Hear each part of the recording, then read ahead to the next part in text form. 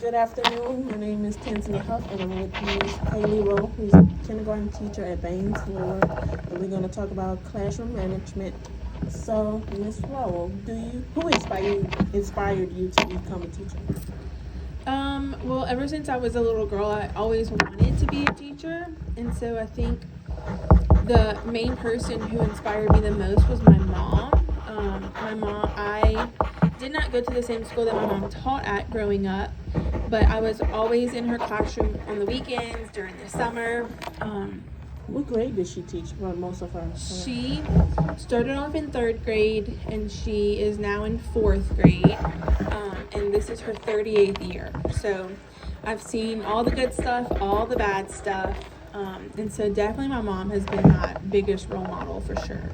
Okay, and if you had to say a philosophy of teaching, what is yours? My goal every single day whenever I come to work is to foster a love of learning, whether that learning is happening outside at recess, in the grocery store when I see the kids, when they come in for school. But my main goal is for them to come to school and love to learn and know that learning will never stop in their life, and just to find that joy and the love of learning something new each and every day. And then how do you want your room to look and feel? I know you did the football thing this year, but... So I changed my theme this year, and our biggest thing is teamwork. And so making sure the kids come knowing that our classroom is a family, our classroom is a team, and if we work together, we can achieve anything this year. But the look of the classroom, I make sure to show and display organization, because the kids thrive on that. A room that is very clean and very put together, and it kind of is like a model for them, like, oh, my teacher keeps our classroom nice and neat, I should keep my stuff nice and neat. And it's kind of like another model that they can look at.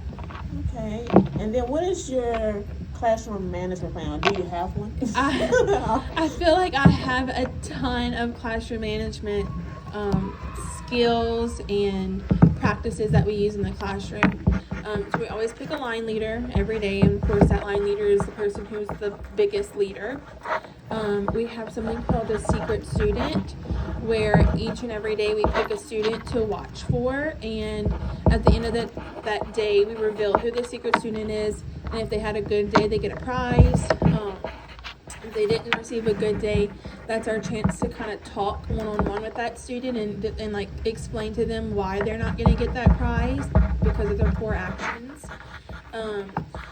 We have a whole group behavior management plan with it's a jar, and they put stars in it, and if you fill the jar you get a reward, like a whole class reward. And then we also have 2 more behavior management plans that we do. We have little punch cards, and each kid gets one. They have 10 numbers on there, and every time we catch them being a leader, we give them a hole punch. So their goal is to get all 10 numbers away. And so when they receive all 10 hole punches, they receive a prize from the prize box, and then they get a brand new card. So we used to do it where they get 1 card each week, and at the end of the week, if they receive those 10 prizes, those 10 punch cards, then they got a prize. But then I felt like it didn't work very well, because some kids knew they weren't going to get 10, so they would give up. So we've changed it, and we don't have a time limit. So it's just whenever you get your 10 off, then that's when you visit a prize box. So there are some days where we get prize boxes, open up prize boxes every single day. It just is on the kids' pace. And the last thing we have done this year is with our PBIS school system behavior management plan, and the kids are receiving bucks, so like fake dollars, and they're collecting dollars to visit the prize, the school prize store. And so we have 3 X's on their tables, and this is like a visual for them, so they'll see if I still have all 3 X's at the end of the day, I get $3 at the end of the day. But if we are constantly talking to this person about being off task or doing the wrong thing, we will like silently walk to their table and erase one of the X's, and that means that they're losing their money. So it's like They're able to see. yeah, they're able to see it. So it's a visual, but it's also, it doesn't affect any of the other kids because we're not acknowledging it. We're just walking by and erasing. And it's like a self, like, oh, my teacher just erased one of my X's because I'm doing this. I probably need to stop. And what do you say is the most important about having a classroom management plan? Definitely relationships with your kids.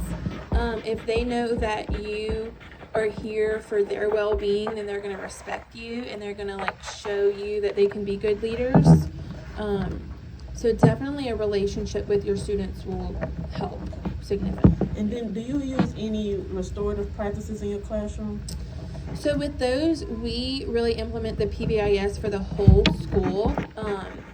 And so at the end of the day, when the kids are either excited or sad about how many X's they have, that's a really good point where we can like talk with them one-on-one about like the actions that you did today. That's why you ended up getting X's removed. We also implement Leader in Me at our school, and so that's also able for the kids to create goals. So like some goals can be academic goals, some goals can be behavior goals for the kids. So each goal that the kids have are going to be different depending on who they are.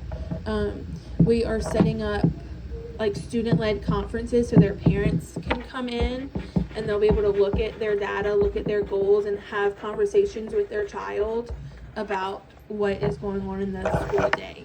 So a lot of conversations happen in kindergarten. And are routines and procedures important in managing the classroom? Probably the most important. If you don't have good routines and good procedures, then your day is going to be chaotic. So at this point of the year, the kids, so we've only been at school for 26 days, and our kids in our classroom know exactly what happens each day. They know if I do this, then I can do this, like I do this next. So they are like mentally preparing themselves for what's next. So the schedule, they have it down pat. They know, like we taught routines and procedures for getting in line.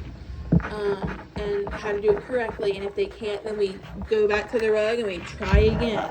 And it literally starts the second they walk into your classroom on day one. So yeah, like how to share supplies at your table with the caddy that holds all like of that, your. because a lot of Yes. teachers have like single, like a box for this kid, and I think sharing, they should know like, I have to It share definitely with the helps, and it also is such a good problem solver because they might have 4 kids at a table and there's only 3 pencils, and you're like, so what do we do? Like you have to become a problem solver and figure out how can you solve your problem. Oh, I need another pencil. I was like, go get one. So it's a lot of teaching, but it's so important to start on day one. Yes, and if you have good routines and good procedures, the kids know what to expect. The kids know how to behave, and your behaviors are going to be a lot, like problems are going to be a lot less. Yeah. When students break the classroom procedure, how do you handle that? The main one that we see right now is just with the X's. So when there's a problem or if there's a behavior that they're showing that they're not supposed to, that silently walking over and deleting an X is a really good one because they get upset. And it's something that you don't even have to talk to them or like lose instructional time. It's just something very simple. But of course, not every student is like that. But we do love that one because it's a visual for our students. We use our behavior chart sometimes. We try not to use it for negative behavior so much, but as a way to move up on the behavior chart. That's another one. Our main one is just having conversations with these kids, pulling them to the side and making sure they know why you shouldn't be doing what you're doing, how it can be dangerous, it can be a distraction to others. So definitely using conversations is probably our biggest way to talk with the kids. And do you help with the curriculum, or do you have to follow a standard pre-written curriculum? And where is it? So we use curriculums that are already made. We use Witnessdom and Eureka Squared. And with those, our district is allowing us to look at the lessons, but also change them depending on your classroom. So for us, for this year, we have a really big number of SPED kids. So we are an inclusion classroom. So our class is able to look at these lessons and pick and choose or change things depending on what our students are able to do. So there's a lot of stuff that we might take out but implement a different way with more visuals and more set in stone objects that our kids would learn more from. So we definitely get the freedom to change it and use it as a guide, but we do use it. Yeah, we use the curriculums. And what is your most successful moments when working in education? Oh goodness. Well, teaching in kindergarten, it's definitely the aha moment that you finally a light bulb switches in a student's mind. But also it's looking at all of the kids that you've taught. And so this is year 5 for me. And so all of the kids that I have taught, the first ones are in 4th grade. And it's so special because now they're able to write a story and they're sending me letters. It might be 5 years later, but it's like, oh, I touched that student and all of the work that they did in kindergarten is leading them to where they are now, and I had a part in that. So it's hearing from and seeing the success from your previous students. Yeah, for sure. And last thing, what teaching advice would you give me? Oh, goodness. Oh, there's so much I can tell you. The most important that I wish somebody had told me, and if this was told to me, I did not listen to them, is to still live a life. Like the first 2 years of my teaching career, I was in this classroom until 9 o'clock at night, preparing stuff and just getting everything ready for the day before. And it's something like when you look back and you're like, oh, I didn't have a life then. Like I didn't get to enjoy time with my family as much. I didn't get to spend time with friends. And so definitely is, do not forget about your, the things that are happening in your life that don't involve school. Like don't forget about those things and make sure that you instill time to focus on family and friends. It might be a job, but you also have a life outside of your job that you need to enjoy.